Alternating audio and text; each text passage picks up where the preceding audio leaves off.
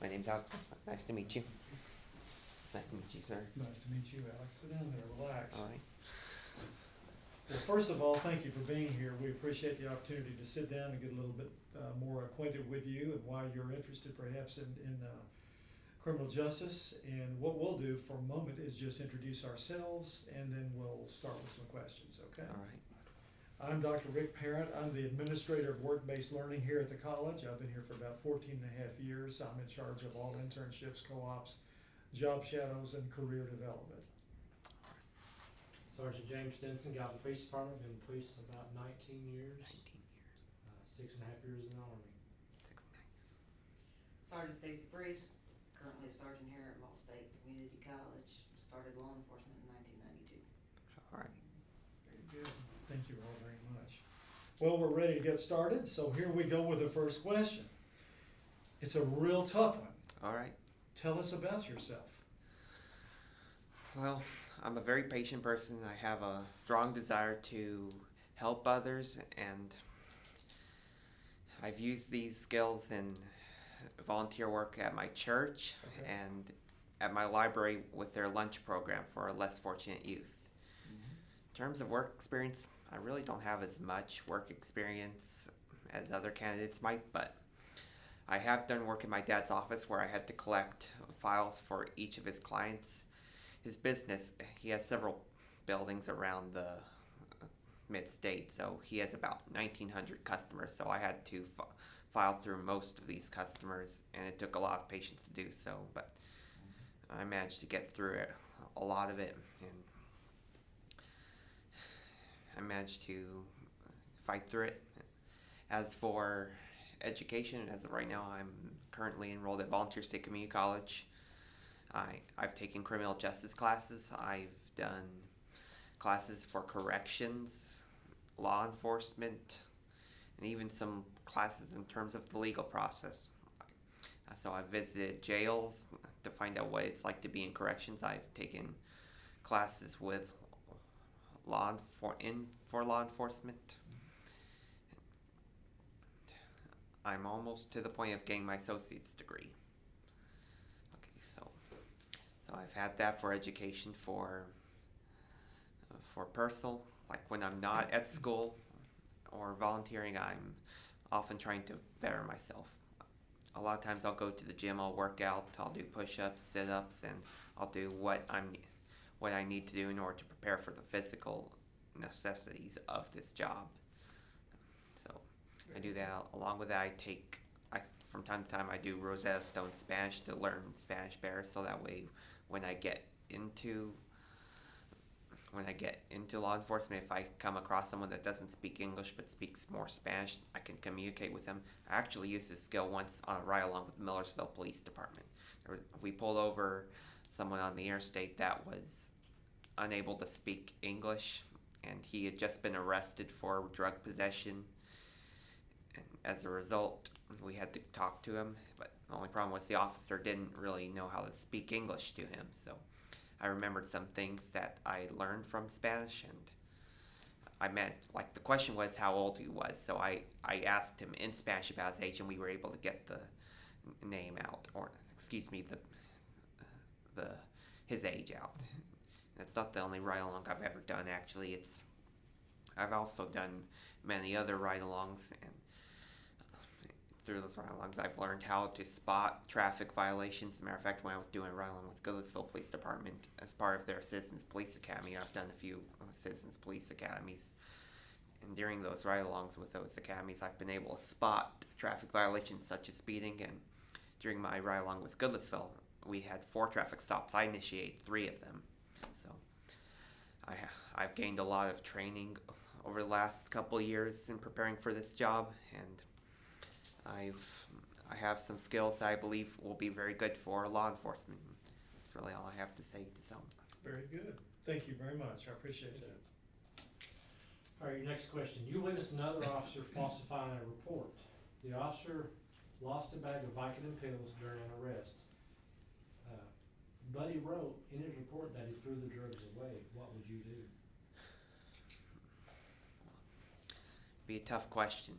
If I was in that situation, what I would probably have to do is I would have to go talk to the officer. I would try to give him a chance to tell them himself, because it would probably be better for him if he went and told them than for me, someone else, to tell him. So if he refused, I would have to report him to a higher ranking officer. So you'd snitch him out, basically? Well, he did wrong. I can't just let it go. I mean, my job is to uphold the law and not let wrongdoing go by.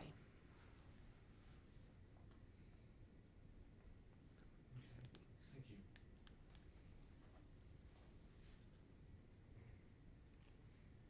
Alright, this is a scenario question.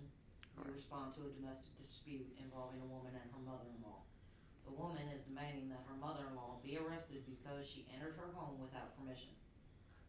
The mother-in-law tells you that her son has given her permission to enter the home anytime to help clean or cook. How would you handle this?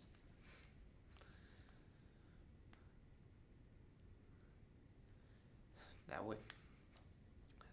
I'm not quite sure how I'd handle it in that situation. If the husband and wife should have discussed it beforehand as to whether or not she could come over. If the wife does not want her over, then I'm not sure how you handle that. Like, the husband and wife are both. It's both of the home belongs to both of them, but they seem to be divided on whether or not the mother-in-law can come over. So how are you resolving the situation? I would probably talk to both the husband and wife and see if I could figure out a solution as to what should go on from that point on. I would probably see whether or not I could get both Say of you them. can't get the husband on the phone, now what do you do?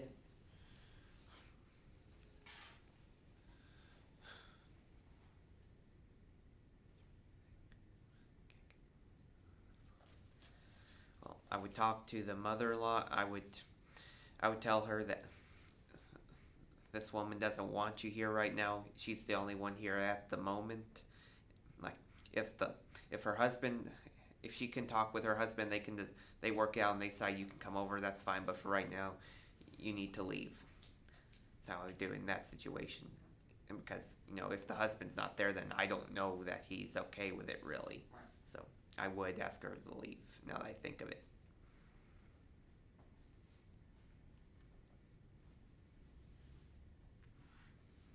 All right, here's a question. Tell us about a time that you have had to deal with a stressful situation.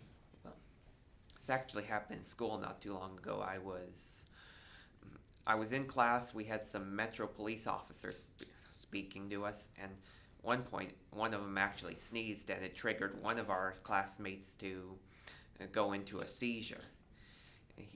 He fell unconscious right in front of us, and I had to go right to the phone immediately to call campus police, and it got worse because when I pressed the number to try to get campus police, it put me on hold for a few moments, so I had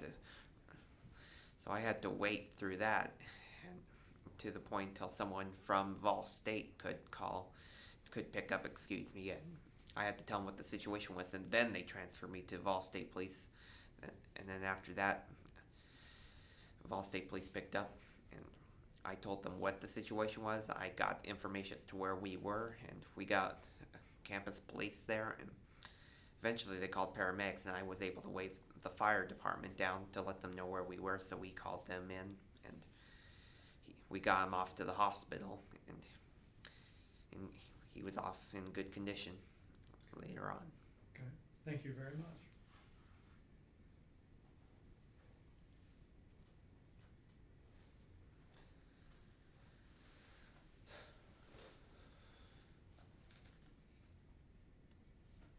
On the next one. Yes. I lost track. Yes. You're number 5. You conduct a traffic stop of a woman and her 2 young children for failing to signal during a lane change. The woman only speaks a little English. She has an auto insurance, a valid Tennessee registration, and a Colombian passport, but does not have a Tennessee driver's license. How would you handle this? Well, I would have to guess Spanish. Is she speaking Spanish in this situation? Yeah, she's from Colombia. That's why I figured I just wanted to confirm. So in this situation, I would try to get a Spanish-speaking officer here. Like when I did my ride-along with the Millersville Police, I was limited in my Spanish-speaking abilities, but thankfully we had a state trooper that showed up and he was able to communicate with the gentleman that we pulled over. So I would try to get someone that was bilingual, and I would try to get him to talk to him, and we would try to figure out how to deal with the situation with her having with her not having a driver's license. Alright. We also have something we use called language line. Language You line. can call in, no matter what the language is, we can get in touch with someone that can speak the language All right. and try to interpret for us quite often that way also. Right. If I had that, I would probably use that at my disposal as well. Okay. What qualities and skills are important to have as a police officer?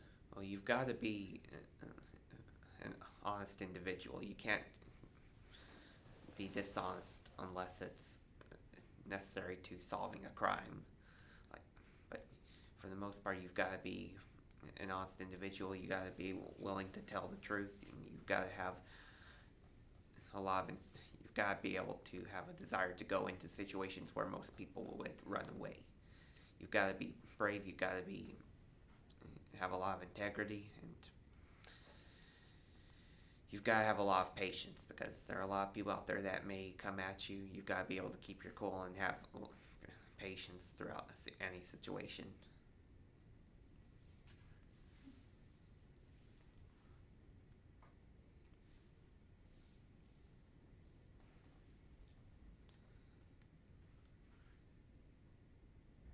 Is there anything else that you'd like to say regarding that question?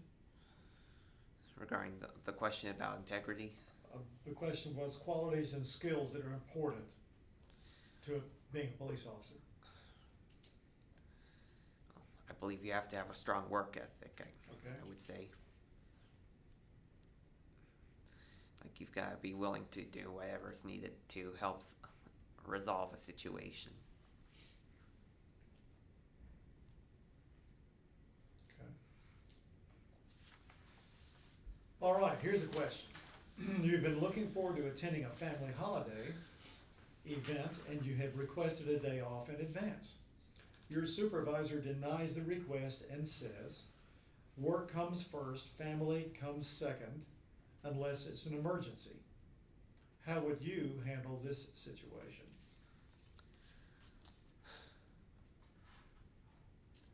It would definitely be a very stressful situation for me in that moment. Like, if there's an event that I'm looking forward to ahead of time and it turns out I'm not able to attend, it'd be very stressful. But if they really do need me at the department that day, I guess I would have to go into the situation and just do what I need to do that day.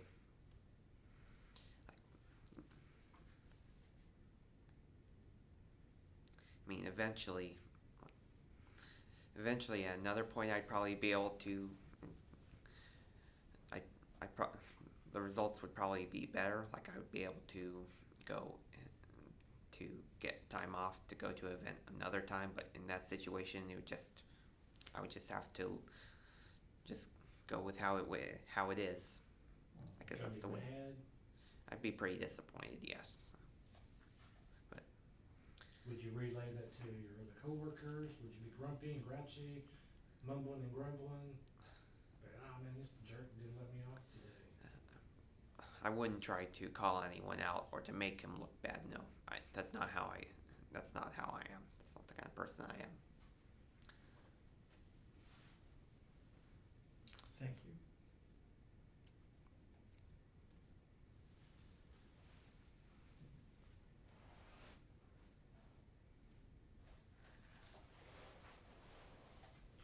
Why did you choose to become a police officer?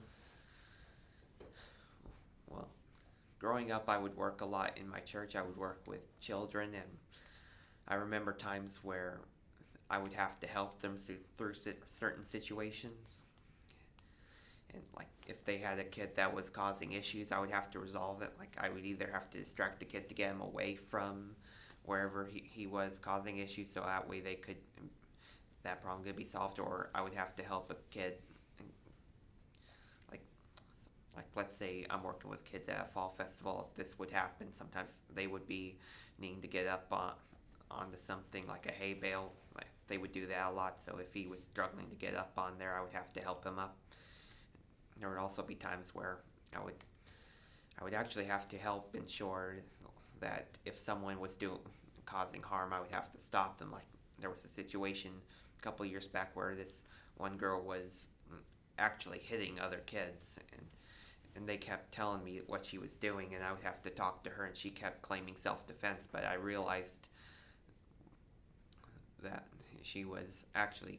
this was actually becoming a constant thing. She was always claiming self-defense, and we had to help ensure that she was held accountable. So I enjoy helping other people and taking care of problems that we have within the church, and along with that, there were times where I would have kids that would be scared. They would come to me. Like one example was, I mean, it's a minor example, but we had a young girl that was scared of a dog that was around our church, and she came to me to ask me to hold her. So, like, while it's a minor thing, I felt this idea of protecting along with serving was something I want to do for a career. So that's why I want to become a police officer. It's one of the biggest reasons.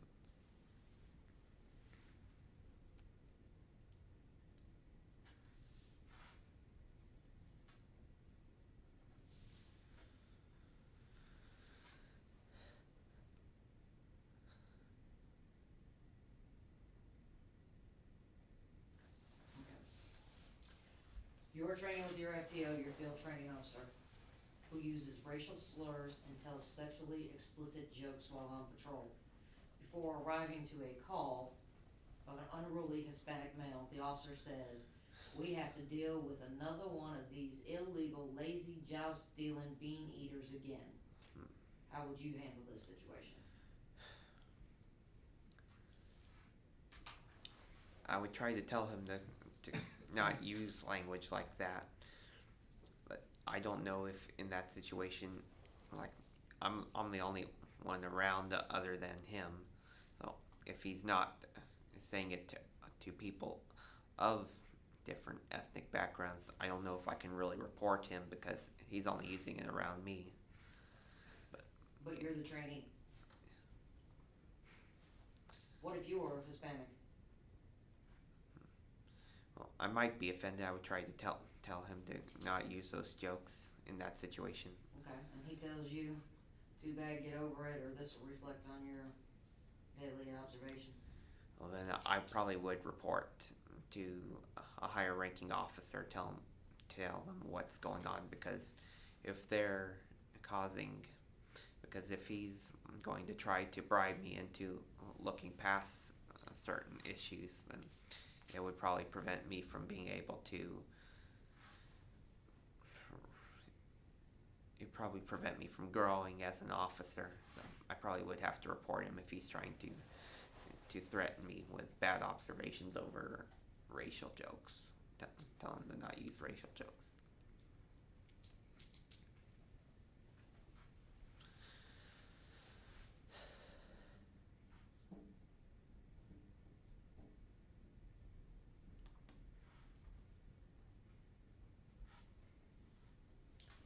All right, this question is one of two parts, so please listen and respond to this, and then the second portion will come after this.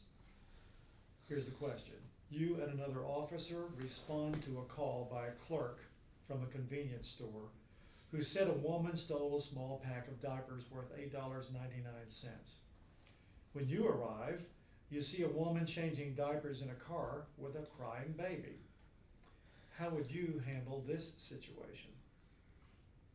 Well, first of all, I would try to go talk to the person that called the police. I would ask them if she's the person that stole the diapers. Because, it could just be a coincidence that she's changing diapers after getting a call about someone stealing. So I would try to talk to the person that called 911 first, and if it turned out to be the woman changing the diapers, then I would go talk to her, start questioning her. So who called 911?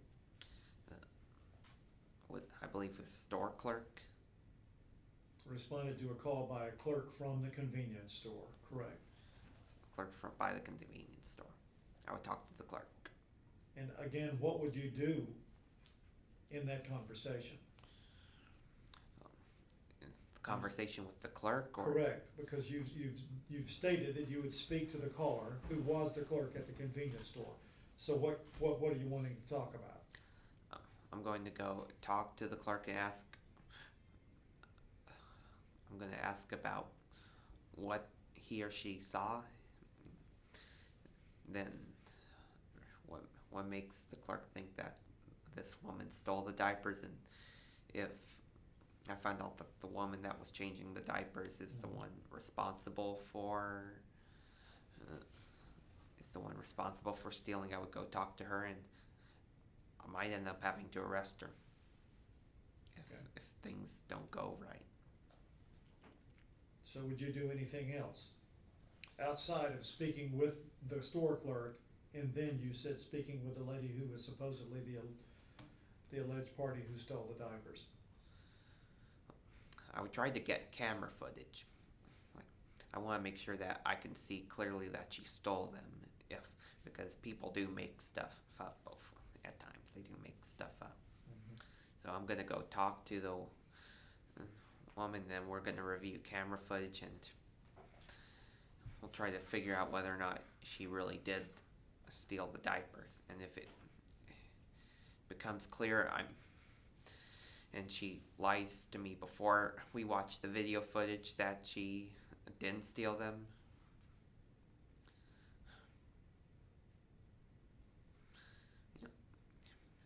be a tough call, because maybe she just accidentally walked out with them, or maybe she really did try to steal them.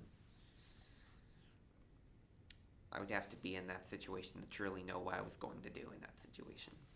I may just get cut her a break and tell her to go and pay for the diapers, or I may have to arrest her, or maybe the clerk doesn't want to press charges and we just trespass her from that store.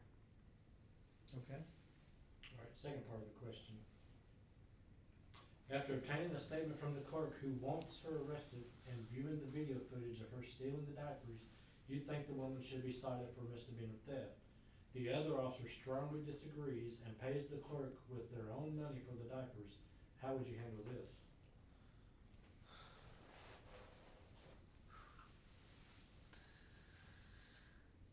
I don't think we can. I don't know if we can overlook that.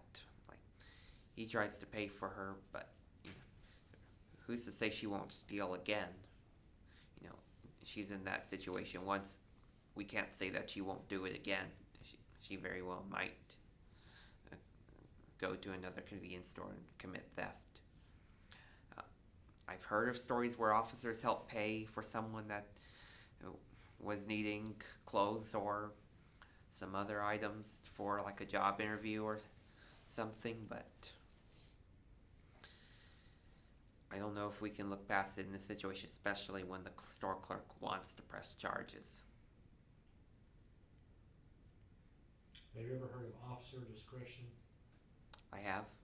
Right. We use that all the time. Not everybody deserves a ticket or an arrest. A lot of it is officer discretion. Every situation is different. And the totality of the circumstances. That's another big one to keep in the back of your mind there. Why did she steal these diapers? Yeah. Not saying it's right, but why?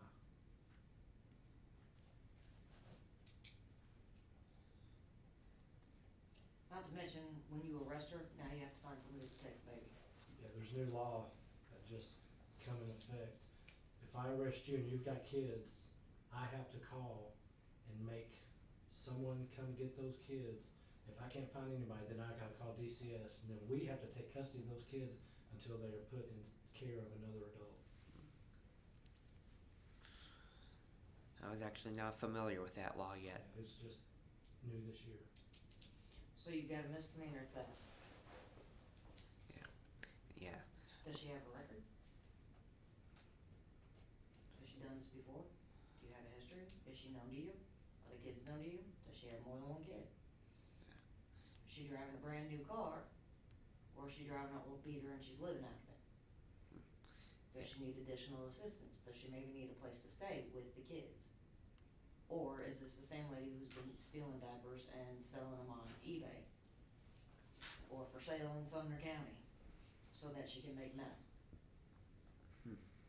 And the other officer strongly disagrees, doesn't just disagree, Mhm. doesn't just have a word, but strongly disagrees. But has already paid for the diapers and said, we're letting this go.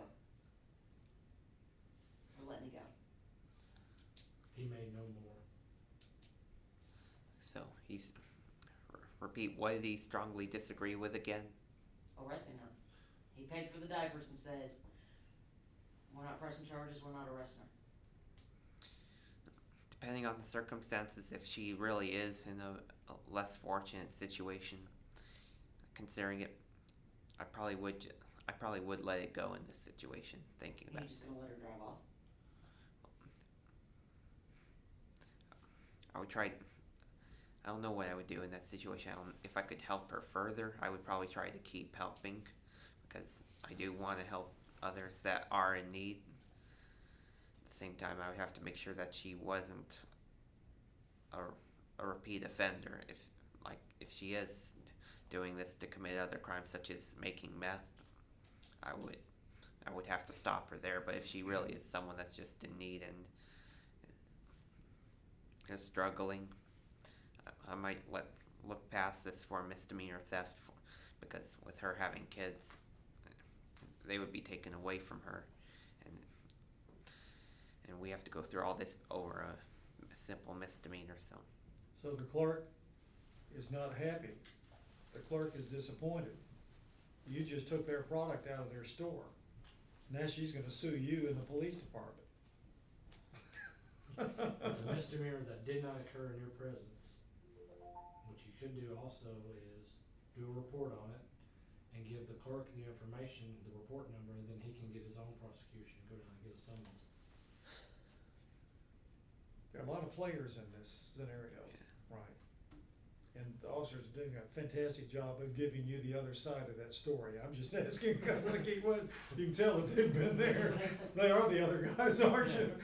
Okay, very good. And I think you have one more question. I have the last question. What questions or comments do you have for us? I'd like to know how I could improve myself to be a better candidate for this job.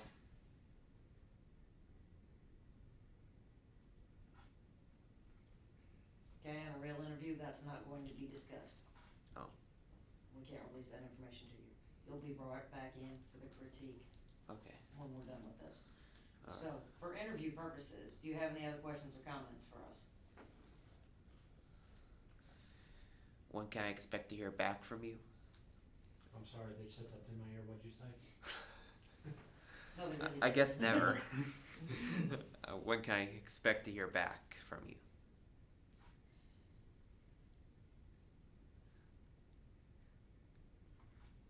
If you're chosen as a good candidate, you'll be notified for the next process, for the next step of the process. All right. Anything Could else? take 2 weeks, could take 2 months. So, I believe that's all. All right. Alright. Well, we thank you for your time. Same to We will take a minute or two to look over our notes, and we'll invite you to come back in All right. just a few moments, All okay? right. Thank you. Thank you, sir. Welcome back. Good to be back. So I knew I was going to do this earlier today when I saw you, so, in a much more relaxed thing, the first thing I'm gonna tell you, I really wanted to say when I saw you at the library was, you got ironed before you come into an interview. You are wrinkled like you just picked that up out of somewhere. You did, you really do, like, your tie is wrinkled, okay, the tie is wrinkled, Alex. Okay. Yeah. And you were so funny, cause you were like, I feel so, I stand out. You do. Yeah. But in the event of a real interview, just listen. Go home, take that off, take it up to the dry cleaner, leave it with them until you need it again, Okay. and have them clean it and Yeah. press it for you. They'll put it in plastic, you hang it in your closet, you'll be great for the next time you need it. Because while that needs to be a little bit longer in your pants, the rest of it looks good, but it's gotta be pressed. Yeah. $15. Yeah, I think my mom ironed it yesterday, but Okay, apparently listen to me, how old are you? 21. You want a bit of polish, right? Yes, ma'am. You better iron your own crap or take it to the cleaner. I take mine to the cleaner, it's a beautiful thing. You know why? Cause I can't iron for crap, I'll have to, not at all. Like, I wash my uniforms, I don't take either. them out and I hang them up. yeah, I'll have to tell my mom that. Because you're 21, you take them to the cleaner. Your mom ain't taking them to the cleaner, you take them to the cleaner. Only because I know you outside of here. That's why you are grown. All in all, I think you did really well. I was really pleasantly surprised. Other than your fidgeting Fidgeting. and not sitting up Scratching your straight. neck, you. Yeah, your Yeah. eye contact's real important. Yeah. Staying engaged with who you're talking to, okay? You haven't been in this business anywhere near long enough to not be able to look somebody in the eyes, okay? That's the trait you get to after a while when you're out somewhere, is that you can't look at anybody because you're looking at everything else. Not in an interview, okay? You've gotta look at us. I think your answers were really good. To tell us about yourself that you started off with was you sold it. You sold it. This is what I do outside of here. I volunteer. I do this. I do this. I take these classes. I've done the ride-alongs. This is what I want to do. This is how. So, Right. I mean, you really sold it. You really sold it. Corrections, underprivileged youth. I mean, you sold it. You sold it. So that was good. Going and talk to the officer first about the Vicodin pills, and then reporting him somewhere else. Here's a big thing you need to keep in mind. You're gonna get into this. Drugs come up missing. You don't know if he's using them or selling them. Okay? Or was it an honest mistake and he lost them and he's just trying to cover his own butt? Cops get hooked on stuff same as anybody else. Alright? But if he's got a problem, then let's be that family and let's help him out before it gets to, hey, now you're being investigated by the TBI, you're out of a job and you're going to prison. See what I'm saying? Mhm. So, I think it's good that you were gonna report him, that you gave him that option first, but that's something that somebody's gonna need to watch, okay? That, and at worst, he's covering his butt, but he lost some evidence, we have a problem with that, okay?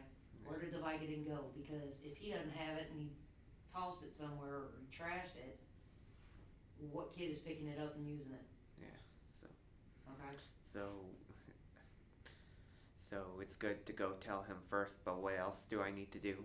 I'd follow it up, I really would on something like that, I would have to follow it up. You're talking about pills, and you don't know if this has ever been reported about him before. It could be an integrity check on you, just to see That if- question's based on an actual case, by the way, from another department outside of Tennessee.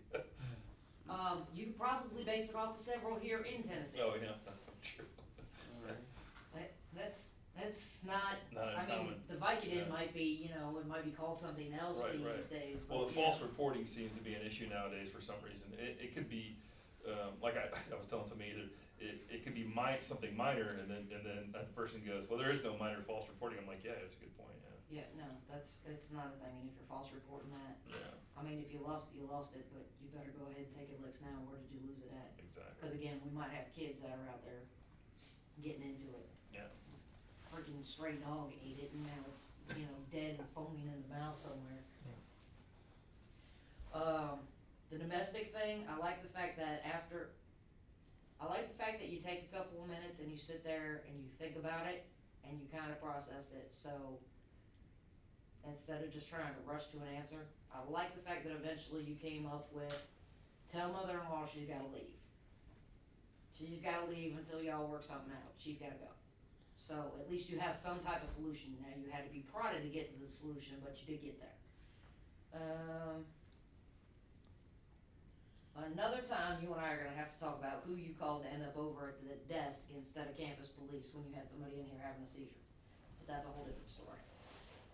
No, didn't they call campus police? He says he tried to call campus police, but somehow got to the switchboard, who then had to transfer him to campus police. And they ended up with Gallatin Dispatch or what? No idea. with He the school. said eventually he got to campus police, so he Oh, got to I see, dispatch. I see. And I vaguely remember this because Ferguson came up. I Yeah. think it was Ferguson. Whoever it was came up, and them and your Metro guy. Nope, it was McKinley. Them and the Metro guy did not get along well. Oh, that was where he had, Reagan's had guest speakers in the Yeah. class. And somebody in the class had a seizure and, Yeah. and the instructor told him to call campus police, is what he said, I guess. Anyways, we can talk about that later. Yeah, like I said, because that's a problem that needs to be addressed inside of here. Campus police. Needs to be addressed. But that's not his issue though, that's. No, his no, no, instructor. that's not your issue. You did exactly what you're supposed to do. What I'm talking about is we need to figure out where did the phone call go and why was there a delay? It was an internal problem with the campus. Yeah. It said campus police dial 0, so. Yeah, that's not a thing anymore, and all those stickers are come off. oh. So, Okay, different story, we'll handle that another time. okay. Confirm the nationality about your Spanish speaker, your Colombian lady, and ask for a translator.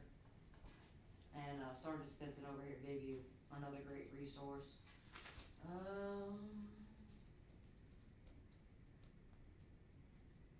I think that's most of what I have. I mean, all in all, I think you did pretty well. Yep. I also liked your answer about calling the officer out. Cause if you know it happened and you don't report it, guess what? You're part of that also. So it's easier to fix something on the front end than it is to try to play catch up and start tracking what else has happened. Yeah. So you don't wanna lose your career over somebody else's stupidity, and you don't wanna lose jail for somebody else either. Yeah. I actually liked your answer about getting called in, that you'd be mad, cause yeah, I'd be upset too, but it's part of the job. And I like that you said you wouldn't call anyone out. There's no sense in mumbling and grumbling and bringing everybody else down, just suck it up and drive on. And, I put that question in there because of Bill, because he's telling me that new officers they're just not used to working over, I mean, they don't get the concept of like, a new job, you're new, you're gonna have to work some overtime, you're gonna have to not take, in other words, we all did this. Yeah, you don't get weekends and holidays off? For the first several years of a job, you just suck it up and do whatever you can do. Pay your dues. To look good and pay your dues, and then later on, you can deny that shift or do this, that, and the other, but I've got my traffic guys, we work Memorial Day, Labor Day, 4th of July, New Year's Eve, and there's another one in there that we work. They know this on the front end. We've already had our meeting months ago. We work these holidays. He texts me, hey, I bought tickets to a concert, Saturday, Memorial Day. Can I go? No. Sorry, Yeah. he's at our bottom. I said, well, I guess somebody's getting a good deal. Yep, That's part of it. But this You is, know- it's a generational thing we're talking about, not necessarily you, Alex, but we're seeing generationally that this generation, and every generation has its thing, but that they're having issues with that. Where they think, well, maybe I need a different job then, and they'll just give up the job just because they can't go to a concert, I'll say, go out and buy me some tickets. He's gonna, I got 3. No, you're a traffic I guy. need 3. Yeah. Exactly, you're a traffic. Your job is to That'd be a lot of tickets. enforce the law. Your entire job description is actually in the traffic part. So actually, I liked your answer. You said, yeah, I'd be upset, which is honest, you would. Yeah. That's good, Yeah, yeah. everybody would be upset. Yeah, you have to, you can't let one situation get you down if No. it's like, life will be tough sometimes, so. I've been told, get mad and then get over it and move on. Yeah. Which you did well on that. Mr. Rick. Good handshake. I like the way you greeted the three of us at the very beginning. All right. You had great eye contact. Sitting in the chair during the interview, you had very good posture, very good body language. The tone of your responses was positive, optimistic, but you were creative, and I like that. Creative is a very intriguing word, but on 2 separate occasions in 12 questions, you were a little excited and you answered the question before the last syllable of the last word was spoken. So while I give you lots of bonus points for being cautious, intentional, thoughtful, and creative, there were 2 times out of 12 where you jumped at the question, because you had already come to a conclusion, you already had an answer or a response, and you were on it like stink on a skunk, okay? Which is fairly consistent, okay? You had good energy. You were, in terms of appearance, I think, well-dressed. I'd like to see the button Yeah, like this. I'd like to see the tie like that. like this. I'd like to see Cinched up tight around your neck. tight around your neck. Oh, Power see, tie. I don't wear ties, I just didn't Yes. pay attention to that. I would like, now, and I don't, please don't misinterpret what I'm about to say. Your hair is disheveled, Yeah. okay? I don't care if you were in a wind tunnel or what. It needs to be brushed and or combed, Yeah. and quite honestly, you could use a little trim, Yeah. okay? I trimmed it for a Robertson County Yeah. interview a while Yeah. back, but So- I forgot to do it for But your this. overall look is very, very professional, it's very, very good. The image that you projected today during this mock interview was a positive professional image overall. In terms of the grade that I would give you, you know, I think quite honestly, Alex, you presented yourself in a very, very positive manner as far as I'm concerned. Your answers were, again, thoughtful, creative, and intentional. The key word that I would use in response to all of the questions that you got from the three of us was decisive. I want somebody who, in uniform or not in uniform, is decisive. Understood? Yes, sir. You were, without being overbearing and being Mr. Tough Guy. And I appreciated that, so I thought you did very well. Glad to hear. Yes, sir. Like he was saying on appearance, if you are a police officer, there's been police officers killed or not killed based on their appearance. They've interviewed these people, and the killer will say, well, when they got out of the car, I could tell he was a slob, he wasn't paying attention, so I knew I had to jump on him, versus the other officer that they put him over prior to that. He was squared away, he was sharp, he was focused. I couldn't They let get the him edge go. on him. That was a great research They study. picked He's talking about a who research they- study, it's a great research study they did, yeah. They picked who they wanted to kill. Right, because they knew, well, this officer, he's squared If away. I take him can on, tell. yeah, he looks, yeah, and that's why I you get out of the car and can I'm just like walking up there, Yeah. blah, blah, where I get out of the car and I'm focused on you and I'm ready, you know, how I'm acting. That can, you know, and physical you're in charge. appearance. Let me I ask mean, you. does that make sense? Right, that's phenomenal. I do this every day on this campus. This is what I do. I involve and engage students in a conversation. I don't care where I am, if I'm on a sidewalk, if I'm inside a building, the first thing that I do is I target somebody. It's intentional. And this is what I'll do. I'll say, good morning. Or good afternoon. Occasionally, good evening. Now, why would I do that? Because I wanna see what they do with that. The vast majority of the students are your age or a bit younger, with very little life experience in comparison to reconnect people, perhaps people in the military. Another way of doing that is, but I would not do it this way, is, and I hear it all the time, what's up? You know what's up? Gasoline prices, the Yeah. sun, Yeah. clouds. That's, You with me? yeah, I say that stuff all the time. I'll say clouds, airplanes, Absolutely. or our country's Yes. dead or something. There you go. But that's important.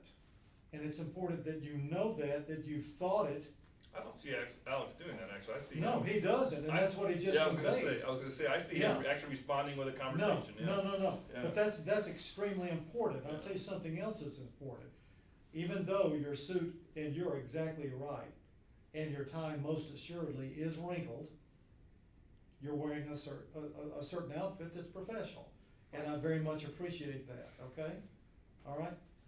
But what I don't appreciate is individuals who are in law enforcement or some service who, as you said well, sir, their hat, cap, whatever you call it, is not, what did you call it? What was the term? Square? Squared away. Thank you. square, You know, or they're slouching, or they're not wearing that uniform in the manner in which they should with pride. That bothers me. And I can see what you said about targeting individuals who are perceived as being less than what they should be, certainly for the right reasons. So all of that is very, very important information. But you did a great job. I thought you were phenomenal.